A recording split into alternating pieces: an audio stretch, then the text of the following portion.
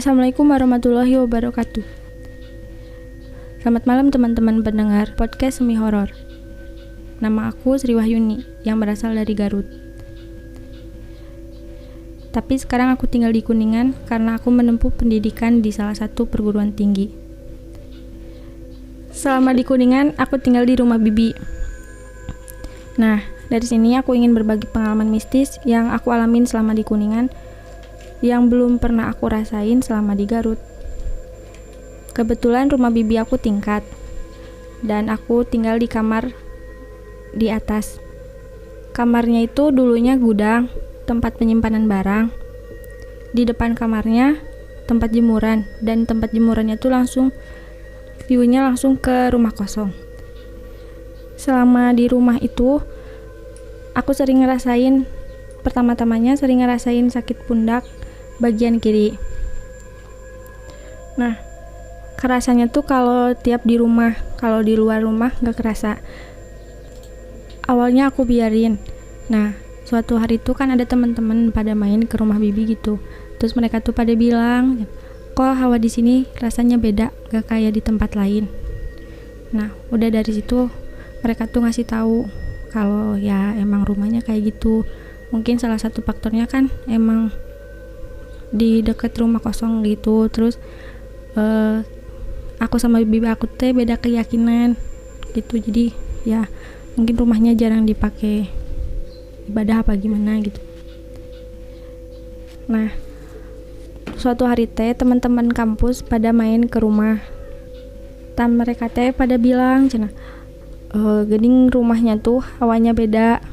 Gak tahu mungkin gara-gara di pinggirnya rumah kosong, gak tahu emang rumahnya tuh gak pernah dipakai ibadah gitu kan. Aku sama bibinya tuh beda agama, beda kepercayaan gitu. Nah, mulai dari situ teh aku sama teman-teman tuh sering main. Kebetulan waktu itu teh main di kosan teman, pada makan-makan kayak gitu.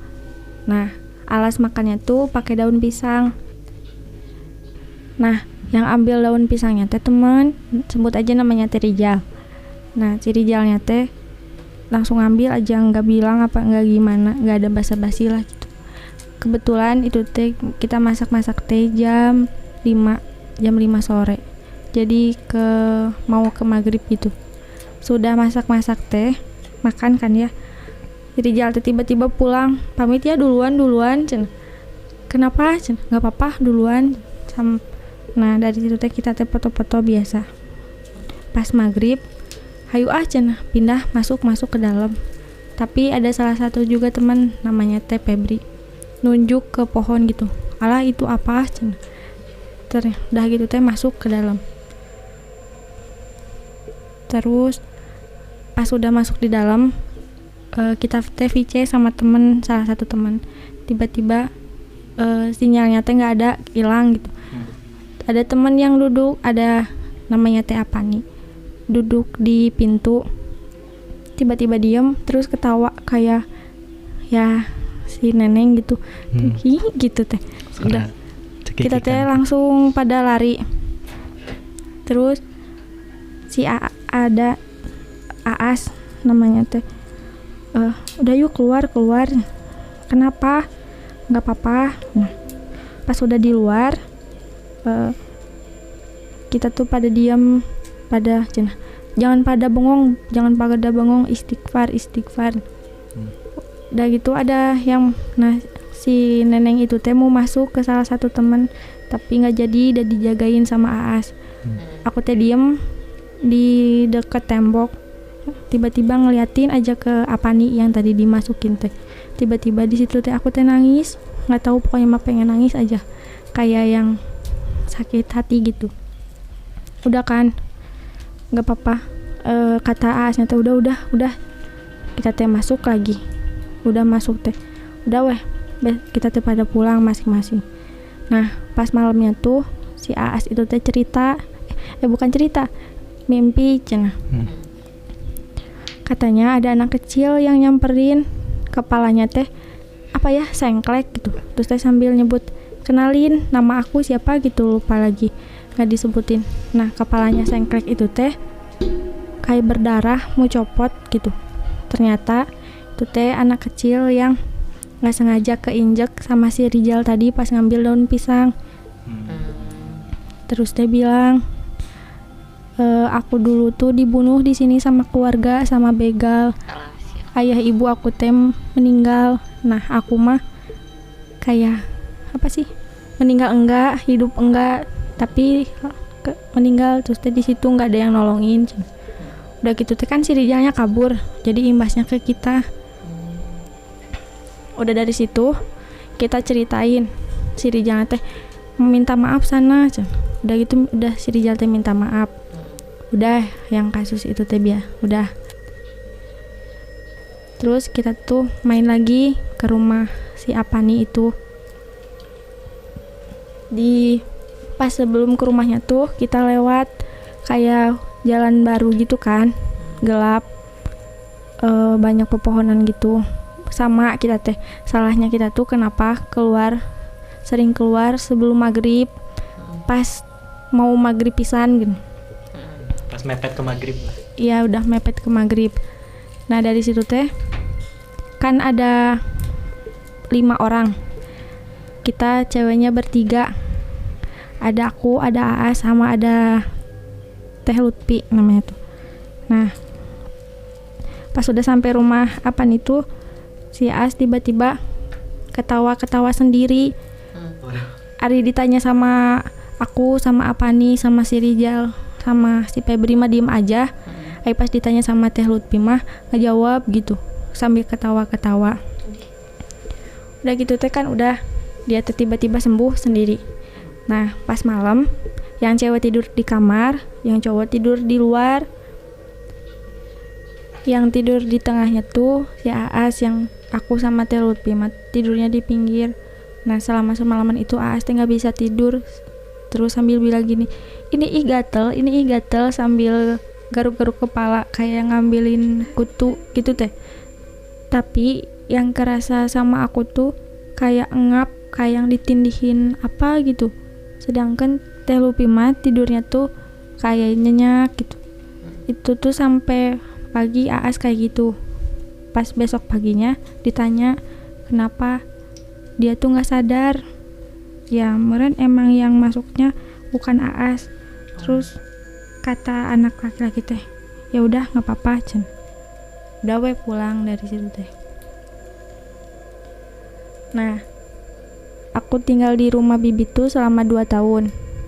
Selama 2 tahun itu teh ya biasa, setiap hari setiap di rumah bibi kerasa sakit pundak, kalau di luar enggak. Aku teh pindah ke asrama kampus. Di asrama kampus aku kamarnya sama Aas sama Teh Lutfi itu. Nah Aas kan emang peka orangnya, jadi kalau orang peka gitu kan kayak narik perhatian mereka gitu. Nah selain memang Aas peka, ternyata Teh Lutfi teh sering kayak bikin kelakuannya tuh kayak emang narik perhatian ke mereka, mancing gitu. Malam-malam kan di asramanya tuh kacanya gede-gede, malam-malam sering ngaca, sering nyanyi-nyanyi. Terus kita tuh pernah, kan aku sama Aas tidurnya di atas. Di malam pertama kita ngerasa biasa aja. Pas malam kedua kita tuh tidur di ranjang atas, sedangkan Teh Lutfi tidur di ranjang bawah. Aku sama Aas tuh tidurnya belum bener tuh, tidurnya masih ngasal tempatnya. Kebangun gara-gara HP di grup tuh rame. Pas dibuka katanya di kamar depan tuh ada yang lihat sama ada yang denger cewek nangis gitu. Nah tiba-tiba Aas tuh tangannya kayak gemeteran. Pas aku pegang kok malah nyetrum ke akunya. Udah gitu Aasnya diem, akunya malah nangis, malah balik nangis. Kebetulan itu kejadian itu teh jam 12 malam. kebetulan di asrama itu lagi rame. Udah gitu teman-teman pada nyamperin kan ke kamar. Kenapa? Nah, di asrama itu teh ada salah satu mahasiswa atau adik tingkat yang emang kalau ada dia si hantu atau ya kalau di Sunda mah disebutnya teh jurig gitu ya, langsung kabur, nggak ada. Nah pas adik tingkat itu namanya teh Dadan, dia tuh nyamperin, kenapa cenah. Tiba-tiba akunya tuh udah nggak nangis, udah dari situ teh cerita dari situ teh. Besok harinya kayak gitu lagi selama 2 minggu kita tuh. Dalam 2 minggu itu teh tiap malam kita sering ngerasain yang emang bener-bener kayak gitu, sampai nggak bisa tidur, sampai kita nggak masuk kuliah berdua tapi aku sama Aas yang sering ngerasain. Kadang kalau mau tidur Aas sering ketawa-ketawa, kalau aku nangis. Nah, pernah kejadian teh Lutfinya tuh sering ya lagi ngaca-ngaca gitu di depan kaca. Kitanya mau tidur, teh Lutfinya teh malah kayak gak sadar tuh kalau itu teh udah malam gitu. Sampai si Asnya teh ada yang masuk lah gitu. Terus ditanya, "Kamu siapa?" "Aku." "Iya, siapa?" "Aku." "Namanya siapa?" "Aku yang sering tidur di atas sama kalian bertiga." Anjir. Kan kita tiba-tiba kok serem gitu. Udah gitu Aasnya nggak sadar. Pas udah sadar ditanya, "Siapa kamu?" "Aku." Baru nyebutin nama. Oh, kalau berarti cirinya kalau Aas nggak ditanya siapa, nggak nyebutin nama, berarti dia yang masuk, ada yang masuk. Terus kan aku punya boneka gede gitu, bentuknya tuh anjing. Terus waktu siang-siang Aasnya kan sakit, dia tidur di ranjang bawah, bonekanya tuh di ranjang atas. Ternyata di boneka itu teh ada yang lagi ngusap-ngusapin boneka itu. Dari situ bonekanya tuh dimasukin ke dalam lemari hampir 1 bulan. Nah, tapi selama 1 bulan itu kan kita sekamar bareng bertiga. 2 minggu itu tuh kita ngalamin yang kayak gitu. Yang lebih parahnya lagi, waktu abis maghrib gak tahu abis isya, kan aku duduk lagi ngerjain laporan praktikum gitu. Aasnya tiduran. Tiba-tiba aku tuh udah mau nangis kayak gitu, tapi ditahan. Terus tiba-tiba Aasnya bilang, "Heh Nini, ngapain duduk di situ?" Kan biasanya nyebut aku Yun gitu, tapi dianya tiba-tiba nyebut Nini, kan aneh. Udah dari situ Aasnya nyamperin aku. Nah, ada juga kan ada tingkat namanya tuh Yusuf, dia juga sama bisa gitu. Tiba-tiba Yusuf tuh megang kepalanya Aas, dia tuh marah. Nah, gak lama teh Lutfi dateng. Terus Aasnya teh bilang, Lupi. Kan biasanya kita manggilnya Teteh, tapi dia tiba-tiba manggilnya Lupi gitu, sambil kayak gelagat orang yang suka gitu teh gimana. Terus Dadan datang. Udah dari situ Aasnya sembuh lagi. Sampai berapa hari gitu anak-anak tuh sering nginep di kamar kita, kalau enggak nginep di kamar di luar di terasnya. Udah gitu, udah kan, karena capek kita pulang ke rumah masing-masing, kita diobatin, kita pisah kamar. Pisah kamarnya tuh tapi aku berdua sama Aas, teh Lutfinya sendiri. Nah, waktu pisah kamar itu kan kita udah beres-beres. Teh Lutfinya tuh marah, "Kenapa kok kalian pindah kamar, gak bilang-bilang? Kalau emang penyebab yang sering kalian kemasukan, terus kenapa kalian disatuin? Kan kalian yang sering kemasukannya." Nah tapi kita diem aja. Pas udah kita mindahin barang-barang, udah beres, kamar sebelah ada tingkat namanya Nopa. Nah maghrib aku sama Aas tuh lagi mandi kan, kamar mandinya tuh kamar mandi babarengan gitu, kamar mandi umum bareng gitu. Nah tiba-tiba Nopa, teteh di mana sambil nangis. Udah gitu kita keluar langsung ke kamar baru kita. Nah di kamar baru itu tuh Nopa nangis kenceng banget. Nah kebetulan ada Teh Lutfi kan, nanya terus kenapa nangis lagi, jangan bilang kesurupan lagi. Tapi emang kebetulan itu Nopa ada yang masuk gitu, karena dianya ngelamun. Terus kan anak-anak asrama pada masuk semua. Terus Teh Lutfinya tuh marah gitu, kayak marah. Tiba-tiba dia tuh nampar salah satu adik tingkat, kayak hampir berantem gitu, tapi dipisahin. Nah pas masuk ke ruangan itu teh, raut muka Teh Lutfinya tuh beda, kayak nenek-nenek gitu teh. Biasanya mah kan meskipun dia rambutnya terurai tapi ya beda gitu raut mukanya, pokoknya beda. Berarti ada sosok muka lagi ya? Ya kayak beda aja gitu auranya. Yang ngerasain tuh bukan aku aja, tapi semua yang lihat. Nah udah dari situ kan udah kita pisah. Kamarnya tuh kan jadi kosong. Teh Lutfinya keluar dari asrama. Dari situ tiap malam si Dadan tuh yang kalau dia ada juriknya langsung pergi. Kebetulan aku PKL kan, kita PKL. Aku sama Aas pisah. Aku di asrama sendiri. Kan kalau untuk laki-laki di lantai 1, perempuan di lantai 2, di lantai 3 itu masih kosong. Malam-malam Dadan keliling terus nanya, "Teh, di kamar nomor 10 ada siapa ya?" "Gak ada, kan kosong." "Oh iya, kamar nomor 10 tuh kamar yang waktu aku sama Aas sama Teh Lutfi bertiga waktu sekamar." Terus Teh nanya Dadan tuh, "Sekarang malam apa ya Teh?" "Malam Jumat." "Oh ya udah." Dia langsung pergi ke bawah. Besoknya tuh aku nanya, "Dadan ada apa?" Adanya bilang, "Itu kamarnya kosong ya?"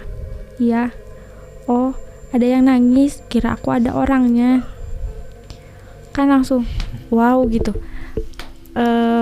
Kamar kosong tengah malam Jumat ada yang nangis. Sedangkan aku di situ sendiri. Kan Aasnya beda kota gitu PKL-nya. Nah selama sendiri itu aku sering ya biasalah sering begadang kan akunya tuh. Nah tiba-tiba dari kamar mandi tuh sering ada yang nyalain air, tapi nggak ada orangnya. Terus pernah hampir 3 hari air di asrama tuh nggak ada, nggak tahu tanpa sebab tuh.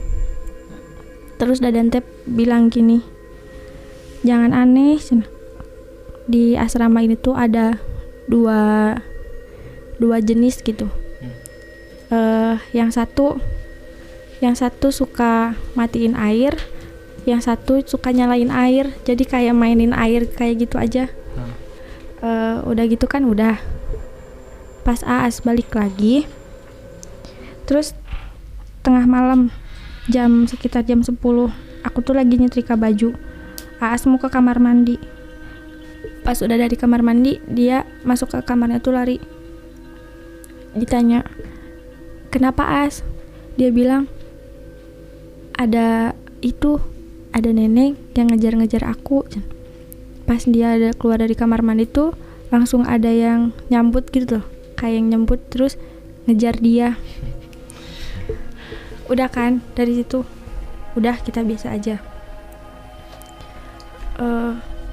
Karena aku gak betah di asramanya, sering banyak gak ada air, akhirnya teh pindah ke kosan.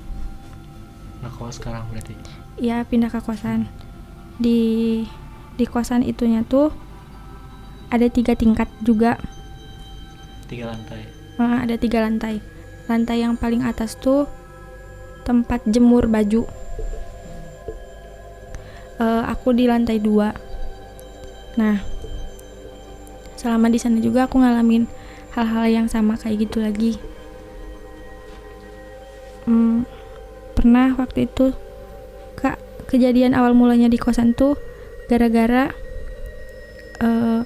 ada tetangga kamar gitu sering naik ke atas kayak bawa makanan gitu, tapi nggak tahu dikemanain tuh. Nah, kebetulan lagi ada teteh aku kan, aku teh penasaran ke atas ngeliat, lihat yuk, itu teh seudah asar, lihat ke atas, pas dilihat-lihat kok itu makannya dibuang kemana ya. Ternyata di belakang tuh ada kayak kolam ikan. Selain ada kolam ikan tuh ternyata ada kuburan, satu kuburan Di atas. tapi di belakangnya tuh. Jadi kalau kita ke atas lihat ke belakangnya tuh ternyata di belakang itu ada kuburan. Oh, berarti posisi di belakang kosan. Ya, di belakang kosan tuh ada Tapi si yang bawa makanan ini bawa ke atas. ya bawa ke atas gitu. Nah, kan di atasnya tuh kayak emang lega gitu ya, luas. Di salah satu sudutnya tuh aku nggak pernah mau ke sana gitu, tapi waktu itu teh aku ke sana ngelihat, pas lihat itu teh ada kuburan ya. Iya, tahu udah gitu teh udah kan ke bawah, udah nggak dapat apa-apa tuh pas lihat ke atas. Udah gitu aku teh kayak udah mulai ngerasa nggak fokus, udah pengen marah-marah gitu. Aku teh mau kabur, tapi dicegah sama si teteh sama si AA ada di situ. Udah gitu itu teh setengah enam. Terus aku teh nangis, tiba-tiba lari ke atas, diem di sudut itu, di pojok yang nggak pernah aku diemin teh, nggak pernah mau kesana. Nangis terus diajak teh nggak mau. Tapi setiap kayak gitu aku tuh suka sadar, tapi nggak bisa kontrol diri tuh. Udah kan dibujuk masuk maghrib katanya. Nah, udah maghrib teh kita ke bawah kan, udah sholat. Nah, pas udah sholat, tiba-tiba udah sholat maghrib, tiba-tiba aku teh nangis kenceng, nggak tahu kenapa. Si teteh lari, malah pergi, malah ninggalin. Tapi ada teman gitu di situ teh, namanya teh Ilham, kayak megangin, terus teh nanya sama dianya teh di video, nanya siapa, tapi semakin ditanya siapa tuh kalah semakin nangis menjadi-jadi sambil ketawa teh, kayak gitu. Terus ada tetangga kamar lewat, katanya dikirain akunya teh lagi bertengkar gitu, padahal enggak. Itu sampai Isya. Nah, udah gitu teh si teteh teh manggil si AA, nyari si AA. Si AA teh datang, pas si AA datang langsung diem teh. Kan si AA juga bisa. Udah gitu teh nanya kenapa, udah kan diceritain, tiba-tiba si AA tuh ke atas. Ternyata pas udah dari atas dia teh bilang keganggu cenah itu teh, makanya jangan sekali-kali kayak gitu lagi, pokoknya masa udah asar nggak boleh ke atas. Nah, udah dari situ teh kan kamar akunya tuh langsung atapnya tuh langsung ke atas itu ya. Tiap malam tuh kayak sering dengar ada yang jalan gitu, ada yang jalan-jalan. Oh, berarti posisi kamarnya tepat di bawah itu. Di bawah tempat jemuran itu. Nah, udah gitu pagi-pagi kan aku tuh jemur baju, pas jam 7 masih ya kebilang udah pagi tapi udah siang, udah ada matahari gitu. Nah, pas aku udah naik ke atas, tiba-tiba wangi melatinya tuh bener-bener kayak wangi melati asli nempel di hidung gitu tuh. Tapi ada tetangga aku juga yang lagi ngejemur, terus nanya, teteh ngewangi melati enggak? Nyium Bau melati enggak? Tetehnya tuh bilang enggak, berarti yang nyium bau melatinya teh cuman aku aja. Agak lama udah di situ hilang. Terus aku teh ceritakan ke AA. Ya udah cenah, itu mah nggak apa-apa, cuman lewat aja, cuman pengen ngasih tahu kalau dia teh ada di situ. Nah, udah dari kosan itu aku teh mulai kerasa lagi sering sakit sebelah kiri, punggung sebelah kiri. Udah kan main, terus sering main lagi sama teman-teman yang di kampus yang sering bisa gitu. Nah, udah dari situ kita teh ya biasalah main ke rumah-rumah gitu. Nah, pas di salah satu temen namanya tuh Tania, tapi di rumah neneknya, sama kita juga makan-makan gitulah, makan-makan. Nah, pas aku lagi cuci piring, jam berapa ya? Pokoknya mah udah jam 9 malam. Cuci piring di dapur neneknya. Di dapur neneknya tuh kayak ada topeng kesenian gitu. Terus emang tempatnya tuh kayak gelap, kayak gimana sih? Hiem apa? Keeng. Ya, kalau di bahasa Sundanya mah keeng gitu teh. Tah. Udah situ tiba-tiba ada suara kayak barang jatuh. Aku sama si Tania teh lari. Nah, anak-anak di depan. Udah gitu teh kenapa? Enggak. Nah, ada salah satu teman yang dia teh nggak bisa, tapi penasaran gitu teh. Ke belakang dia teh. Ke belakang ke dapur itu. Ngeliat topeng itu kayak yang penasaran. Pas udah balik lagi ke depan, dianya tuh tiba-tiba joget-joget gak jelas gitu teh. Udah gitu teh, tapi dianya teh pulang, kalau yang lain mah nginep. Nah, selama kita nginep teh biasa kayak kerasa panas gerah gitu teh, padahal nggak, tempatnya tuh enakeun dingin gitu, tapi hawa ke kitanya beda. Udah dari situ pulang kan.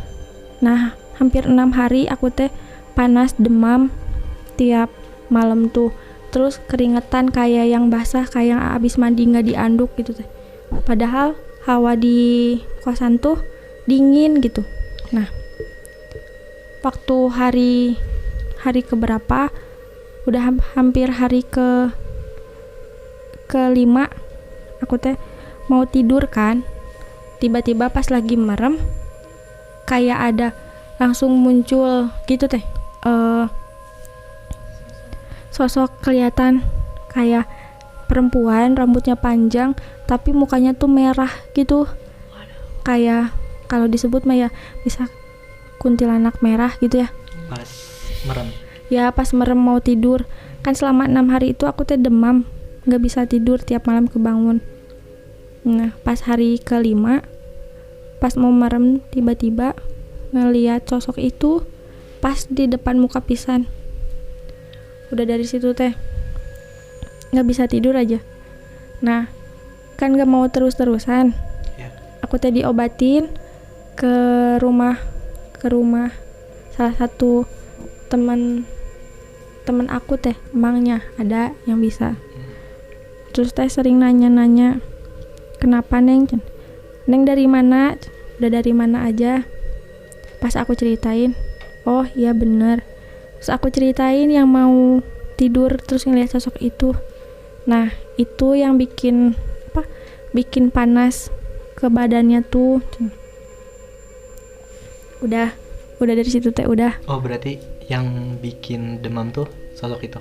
Iya, karena dia mau masuk ke tubuh tapi nggak bisa, jadi bikin kitanya nggak itu teh. Udah dari situ teh emang sering banyak kejadian kayak gitu, tapi secara tidak langsung aku nyata nggak sadar, tapi sering ada aja yang ngasih tahu, kamu habis dari mana, kok ada ini. Nah, selama diobatin itu kan, diobatin, dibersihin, pernah nanya si emangnya tuh, si bapak itu nyata nanya, Neng pernah ngerasa sakit di pinggang kiri ya, di pinggul gitu ya.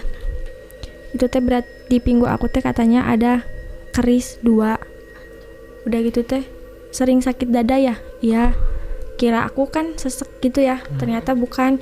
Katanya di dada aku teh kayak ada yang nali di tali hitam gitu. Nah kalau yang di pundak kiri itu kayak sebuah terowongan, kayak sebuah jalan. Itu teh buat mereka pada masuk katanya. Makanya kalau kerasa itu teh berarti ada gitu. Nah udah gitu di bagian kepala sebelah kiri, kan aku sering migrain. Ternyata bukan dari penyakit. Katanya ada yang nusuk dari, kayak nusuk gitu di bagian kepalanya tuh. Ya kalau disebut nggak percaya, tapi kita ngerasain gitu. Disebut percaya, dah harus kan Allah nyiptain, bukan kita aja. Banyak banget ya berarti. Ya kadang-kadang udah gitu teh apa yang dirasa tapi nggak sadar, ternyata itu teh mereka teh berusaha nyoba masuk gitu tapi nggak bisa. Pokoknya tiap haid kalau datang bulan tuh pasti ada aja kejadian kayak gitu yang ke akunya tuh. Terus gak lama yang kemarin sudah Isya, aku tuh kan ke Bank BRI ngantri, terus tiba-tiba di tangan kiri aku teh kayak ada yang ngegenggam erat banget sampai tangannya tuh kesemutan terus panas. Nah temen aku tiba-tiba nge-WA yang dari Garut, kamu habis dari mana? Tadi tangan kirinya kayak ada yang ngegenggam erat terus panas ya. Iya. Nah itu teh ada yang mau nyoba ikut ke kamu, mau coba masuk katanya gitu. Nah pokoknya kalau lagi head itu teh lebih rawan, lebih rentan, gampang diikutin kayak gitunya. Kurang lebihnya pengalaman yang bisa diceritain segitu. Yang lainnya ada yang lupa, nggak tahu ada yang gimana gitu. Terima kasih kepada teman-teman yang sudah mendengarkan. Kepada yang mau percaya silahkan, kalau enggak juga saya tidak memaksa. Harus percaya. Sekian dari saya. Wassalamualaikum warahmatullahi wabarakatuh. Berarti ngalamin kejadian kayak gitu tuh semenjak ngerantau ke Kuningan ya? Iya, semenjak ngerantau ke Kuningan baru ngerasa peka gitu. Kalau di Garut mah nggak pernah kayak gini? Nggak pernah, soalnya emang teman-teman lingkungan sekitarnya tuh nggak ada yang kayak bukan nggak percaya, nggak memiliki kemampuan, jadi nggak terlalu peka gitu. Nah kan pas di Kuningan pasti ada aja waktu pulang ke Garut kan, misalnya kalau mudik lebaran. Nah kalau misalnya di Kuningan tuh kerasa, tapi setiap pulang ke Garut tuh nggak pernah kerasa sakit apa gimana, kayak orang sehat aja gitu, nggak kayak orang nggak peka terhadap kayak gitu aja. Kayak orang biasa lagi ya pasti. Iya. Berarti kalau kayak gitu mah si faktor lingkungan juga mempengaruhi banget ya, berarti kalau kayak gitu-gitu. Iya, dari faktor lingkungan, dari faktor teman-teman, atau kalau di sekeliling kita yang lebih peka terhadap itu kayak lebih ngundang gitu ke kitanya. Iya, kayak ibaratkan kita deket sama yang suka jualan parfum, kita kena imbasnya, baunya, wanginya, kita juga kebawa wangi kali, kayak gitu kali. Iya teh, kayak gitu. Terus yang tadi masalah yang sama yang merah-merah. Nah penasaran nih, menurut pandangan si Teteh ya ini mah, sebelumnya kan kita juga udah punya episode yang ngebahas yang merah-merah lah gitu. Katanya si huntu yang merah-merah itu katanya energinya lebih besar. Menurut pandangan si Teteh gimana? Bener gak sih kalau kayak gitu? Iya, soalnya kan kemarin juga sama ya, yang waktu ketempelan sama yang merah itu ke kitanya tuh hawanya panas, terus ngebawa, malah mah sampai nggak kita mau sholat pun malesnya tuh bener-bener males gitu, sampai selama sakit itu aku teh hampir enggak sholat gitu. Terus ke badannya tuh kalau yang nggak kuat ya kayak aku sendiri dialamin sampai keringetan banyak kayak gitu. Kalau kemarin yang pulang dari Bank BRI itu ngerasa biasa aja, tapi cuman kayak oh ada gitu.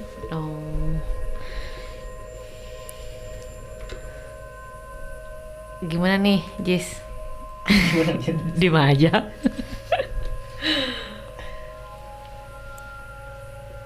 Nih, saya mau tanya ya ke si Teteh. Berarti si Teteh ini tuh sekarang nih, berarti ada yang ngejagain apa nggak ada, apa emang dikondisiin sama diri sendiri apa gimana? Kalau teman yang bisa lihat mah bilangnya ada yang ngejaga. Soalnya kalau emang gak ada yang ngejaga, ke kitanya juga bener-bener gak bisa kontrol, terus nantinya malah ngebawa yang gak bener tuh ke kitanya. Oh, jadi kayaknya kita dikendaliin sama dianya kali ya, yang ngejagain kita kali. Bisa ya, kayak gitu. Seenggaknya kita tuh masih bisa dikendaliin sama mereka, tapi seenggaknya kita juga harus bisa kontrol diri. Nah, pernah waktu itu di kosan yang kan ada yang dari atas kosan tadi ya. Nah, sampai itu tuh aku lagi kan pas-pasan lagi nyusun tugas akhir juga. Emang pikiran tuh bener-bener enggak karuan gitu teh. Jadi sempat ke diri kitanya tuh kayak sering ada bisik-bisikan ngajak yang enggak bener gitu. Sampai pernah aku nenggor-nenggorin kepala ke tembok. Bentur-benturin. Orang garut. Ngebentur-benturin kepala ke tembok gitu. Tapi di tempat tertentu doang tuh. Terus pernah sampai tempat tertentu di kamar, tapi di salah satu tempat itu teh. Terus sampai kayak mukul-mukulin dada, yang sering sakit dada itu, sampai pokoknya mah gak kendali. Terus pernah suatu hari sampai kayak ada yang sering bilang bunuh diri gitu. Kalau kitanya ada lagi yang bisikin gitu. Sampai udah parah banget sih itu. Sampai bunuh diri sampai suatu hari kejadian aku nyata sampai minum Baygon. Bener-bener di luar kendali diri gitu. Itu bener diminum? Bener. Banyak nggak? Gimana ya? Kayak bekasnya tuh kayak di air gelas gitu, ada hampir setengahnya. Air gelas itu teh habis gitu. Disemprotin ke gelas. Jadi kan di kosannya tuh ada Baygon semprot. Tak kayaknya mah disemprot-semprotin gitu. Jadi aku teh setengah sadar setengah enggak gitu. Pas ingat-ingat ada temen aku yang nyamperin, kamu habis ngapain kok bau bau ini.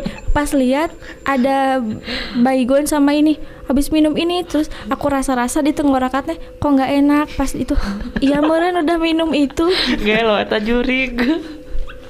Parah sih, sampai ngajak-ngajak kayak gitu mah. Apa? Lama nggak hilangnya rasanya? Hampir berapa ya, 3 hari gitu.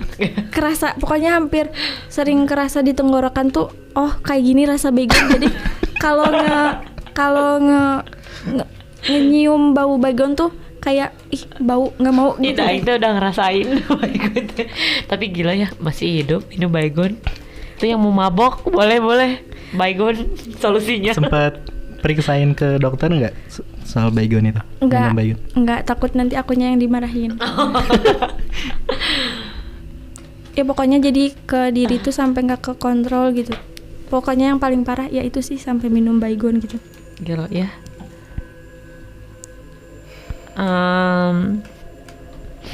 Yang tadi yang sakit-sakit di badan tuh, yang sampai sakit sampai demam. Nah, yang kayak gitu-gituan tuh masih ngerasain nggak sampai sekarang? Masih, sampai sekarang juga sering ngerasain, tapi gak tahu kalau emang itu tuh ada yang ikut apa ada yang nempel. Tahu-tahu temen yang bisa lihat tuh ngasih tahu, kamu habis dari mana, itu tadi ada yang ikut kayak gitu. Tapi itu masih bisa, si tetehnya masih bisa ngendaliin diri si teteh sendiri? Masih kadang kalau kalau ada yang masuk ke aku teh akunya sadar gitu. Oh. Kan pernah berobat ya? Iya. Diobatin lah ke orang yang bisa, orang pintar lah. Itu pas diobatin pernah ke orang yang sama atau ke beberapa tempat? Nah, pernah pertama tuh dibawa ke daerah Kuningan Timur ke sana. Nah, di Kuningan Timur ke sana tuh ternyata bukan ngobatin, tapi malah ditambah dimasukin gini. Alas ya. Di Diisiin. Ya, diisi gitu, tapi sama yang nggak bener. Oh. Jadi kalau ngobatin kayak gitu yang nggak tepat orangnya, malah bikin kitanya tuh tambah parah gini. Nah, udah diobatin itu kan bener-bener kayak disiksa gitu ya. Di mana bagian yang sakit, di sini kayak disiksa pokoknya mah. Keluar. Tapi itu teh bukan dikeluarin, ternyata ditambahin. Nah, udah gitu. Kerasa sakit pisan di bagian pundak kiri. Nah, udah dari situ kan pulang ke rumah. Ada yang kayak gitu ditambahin. Parah sih. Pulang ke Garut, udah pulang dari Garut tuh nggak kerasa sakit lagi.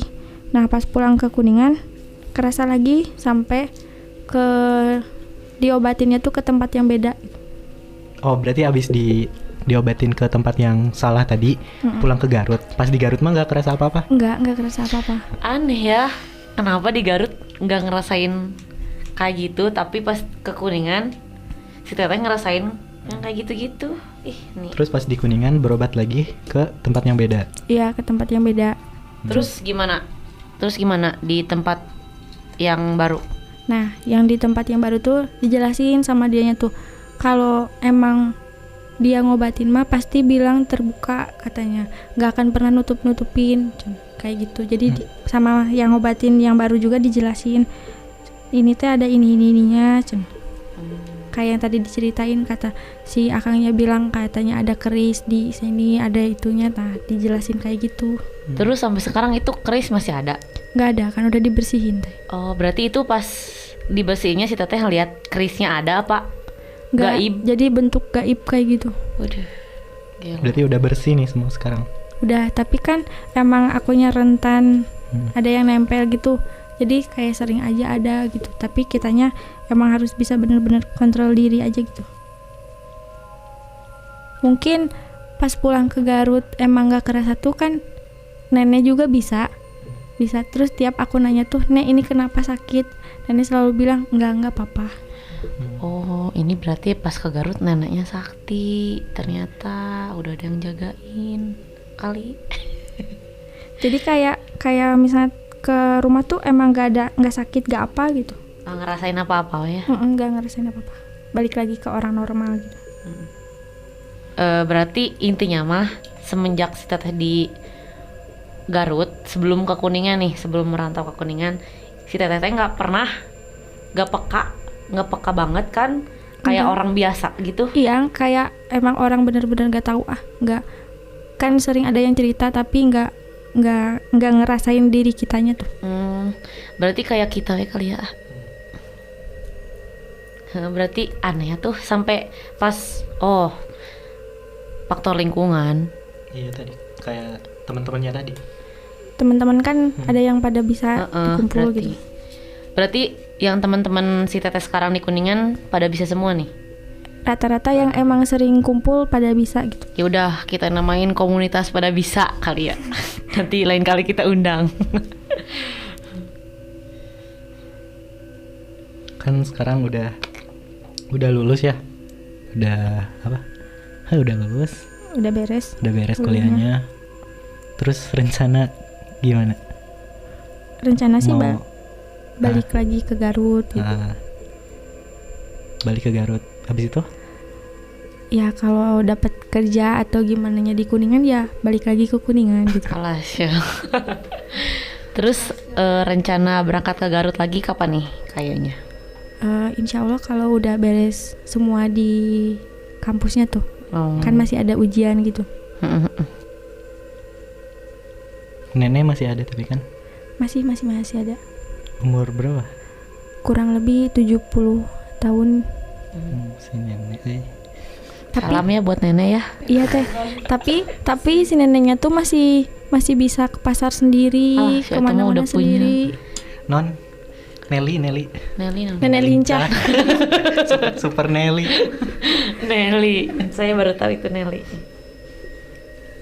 Pokoknya titip salam ya ke si neneknya dari podcast Semi Horor. Tolong ditelek-telek ini podcast bakal gimana ke depannya. boleh. Kita main ke Garut juga boleh. Oh iya nanti lain kali podcast Semi Horor main ke Garut.